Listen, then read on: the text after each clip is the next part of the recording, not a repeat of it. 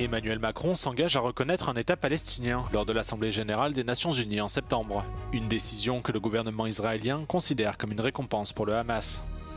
Près de 2/3 des Roumains ont une opinion positive de l'ancien dirigeant communiste Nicolae Ceausescu, bien qu'ils aient connaissance des exactions commises par son régime autoritaire.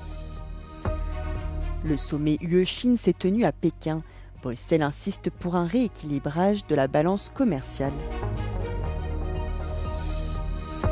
L'Université de Columbia accepte de verser plus de 220 millions de dollars dans le cadre d'un accord avec Trump pour établir son financement fédéral. Emmanuel Macron l'avait évoqué en début d'année, c'est désormais confirmé. Le président français s'est engagé jeudi à reconnaître l'État de Palestine lors de l'Assemblée générale des Nations unies qui se tiendra en septembre. Le chef de l'État dit espérer que cela contribuera à apporter la paix dans la région. Cette annonce a été immédiatement fustigée par Israël. Le Premier ministre Benjamin Netanyahou estimant, je cite, que les Palestiniens ne cherchent pas à créer un État aux côtés d'Israël, mais à la place d'Israël. Le chef de la diplomatie israélienne, Gideon Sa'ar, estime par ailleurs qu'un État palestinien signifierait un État du Hamas. Quant au secrétaire d'État américain Marco Rubio, il dénonce un affront aux victimes des attaques du 7 octobre 2023. Il convient de noter qu'Emmanuel Macron a envoyé une lettre au président de l'autorité palestinienne Mahmoud Abbas, dans laquelle il appelle à la démilitarisation du Hamas, à un cessez-le-feu immédiat à Gaza et à la libération de tous les otages détenus par le groupe palestinien.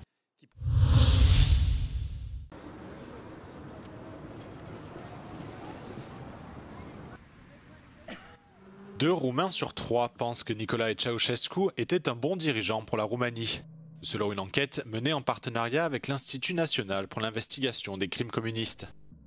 Il s'agit de la plus vaste étude sociologique jamais réalisée sur la nostalgie communiste dans ce pays d'Europe de l'Est. Une majorité des personnes interrogées, dont beaucoup n'ont pas connu le régime de Ceausescu, estiment que la Roumanie de l'époque était plus riche qu'aujourd'hui. Selon les résultats du sondage, plus de 66% des Roumains interrogés pensent que Ceausescu était un bon dirigeant, tandis que seuls 24% ont une opinion totalement négative de l'ancien dirigeant communiste. De nombreux répondants affirment que la Roumanie communiste disposait d'institutions plus efficaces et que l'État prenait mieux soin de ses citoyens. La question de la sécurité revient aussi fréquemment. Bine, siguranță și astăzi nu mai avem siguranța zilei, nici de mâine, nici de acum, niciodată. Țara e vândută. E un subiect foarte delicat. Eu sunt născut în 2003. Au avut și părți bune și părți mai puțin bune, ca toate perioadele istorice. Cred că trebuie să învățăm din fiecare perioadă și să luăm ce e bun și ce e rău de acolo. 48% des Roumains interrogés pensent que la vie était meilleure avant la chute du communisme en 1989, tandis qu'environ 35% estiment qu'elle était pire. Vorbesc de noi ca societate, în ultimii 35 de ani nu am cultivat anticorpi, nu am aflat adevărurile despre fostul regim comunist. Malgré cette perception plutôt positive, environ 81% des personnes interrogées reconnaissent que la liberté était plus restreinte durant le régime de Ceausescu. Presque autant ont entendu parler des centaines de milliers de Roumains torturés et tués dans les prisons communistes. Le nouveau président de la Roumanie, Nicu Jordan, a également commenté les résultats de cette enquête. Selon lui, cette nostalgie du communisme s'explique par la profonde déception de la population à l'égard de la classe politique des 3 dernières décennies. Le régime communiste est renversé par un violent soulèvement en décembre 1989. Et Nicolae Ceausescu et son épouse Elena sont exécutés à l'issue d'un procès sommaire par un tribunal militaire.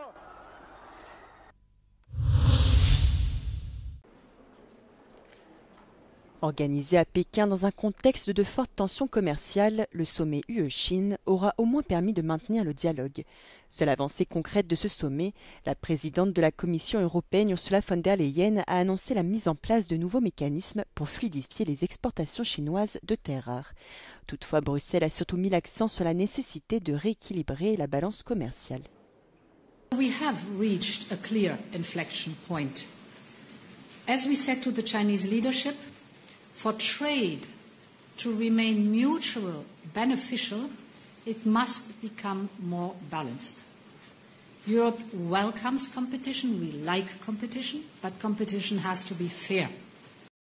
En 2024, l'UE a exporté 213 milliards d'euros de biens vers la Chine et importé pour une valeur de 519 milliards d'euros. Le déficit commercial de l'UE avec la Chine dépasse donc les 300 milliards d'euros. L'UE accuse Pékin d'entraver l'accès des entreprises européennes au marché chinois, de déverser ses surcapacités en Europe et de contrôler les exportations de terres rares. En 2024, l'UE a surtaxé les véhicules électriques chinois.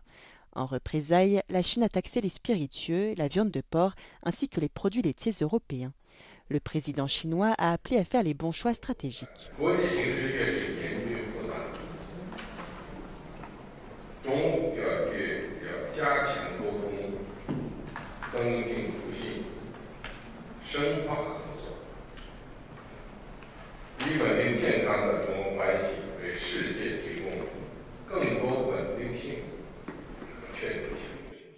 Également dans le viseur de l'UE, le soutien de la Chine à la Russie.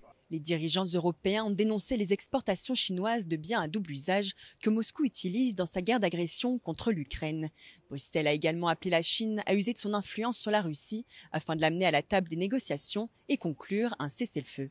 Amandine Hess, Euronews, Bruxelles.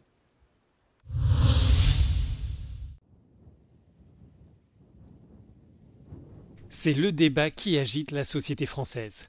Avec plus d'1,5 million de signatures recueillies en 2 semaines, la pétition contre la loi du plomb bouscule le monde politique. Le texte, adopté au début du mois, prévoit, entre autres, la réintroduction d'un pesticide, l'acétamipride. Or, cette substance est autorisée dans l'Union européenne jusqu'en 2033. Pour les eurodéputés écologistes, le message envoyé par Paris à ses partenaires est dangereux.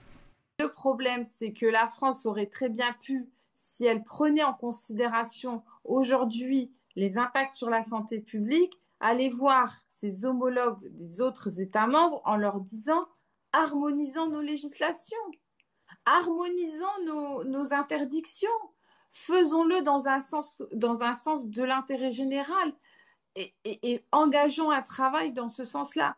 C'est pas ce qu'a décidé de faire la France. La France souhaite recourir à cette substance pour protéger ses productions de betteraves, de noisettes, de cerises ou encore de pommes. Les partisans de la loi et le premier syndicat agricole estiment que les producteurs français sont désavantagés par rapport à leurs homologues européens. Au Parlement européen, la droite française approuve le texte et se félicite, à travers lui, de la remise en cause du pacte vert européen. Moi, je suis très fière de participer au détricotage de ce pacte vert, parce que je pense qu'il n'est pas dans la bonne logique. La logique punitive, la logique qui va encore peser sur les agriculteurs, sur leur productivité, leur rentabilité, elle n'est pas la bonne. Il faut choisir la confiance et il faut faire aller de pair, produire et produire bien. Et ce n'est pas incompatible. L'acétamipride, qui appartient à la famille des néonicotinoïdes, est dangereux pour les pollinisateurs, à commencer par les abeilles. Toutefois, le débat en France porte aussi sur la santé humaine, en particulier sur le développement du cerveau du fœtus. L'Autorité européenne de sécurité des aliments fait preuve de prudence sur ce point. L'établissement estimait l'année dernière qu'il existe des incertitudes majeures et que des données supplémentaires sont nécessaires.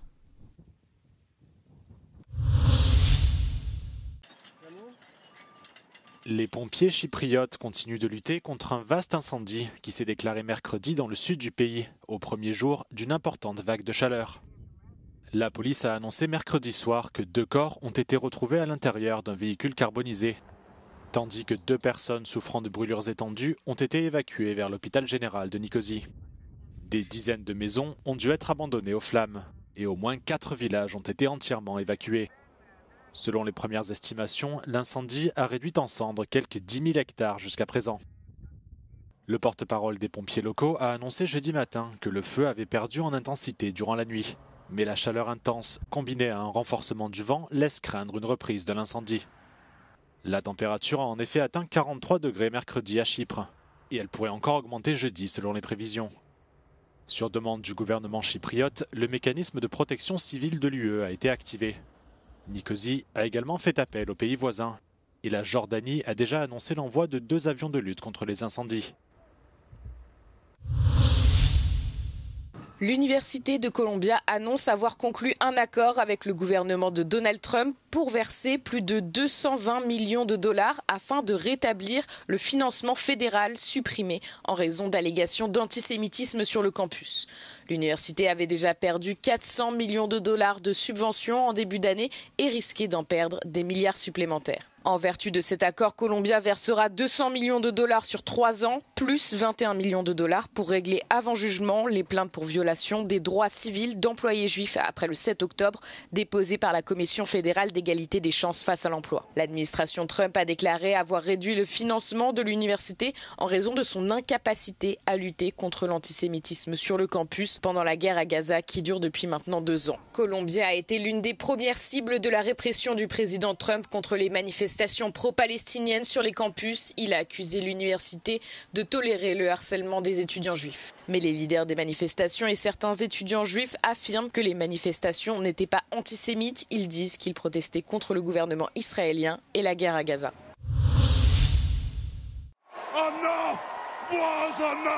Hulk Hogan, l'icône mondiale du catch professionnel, est décédé à l'âge de 71 ans. La police de Floride et la World Wrestling Entertainment ont déclaré que les autorités avaient répondu à un appel ce jeudi matin concernant une personne en arrêt cardiaque à son domicile. Hogan a été déclaré mort peu après à l'hôpital. Hogan, de son vrai nom Terry Bollea, était sans doute la plus grande star de la longue histoire de ce sport. Il a été l'attraction principale du premier WrestleMania en 1985 et a été un personnage incontournable et adulé pendant plus de 40 ans.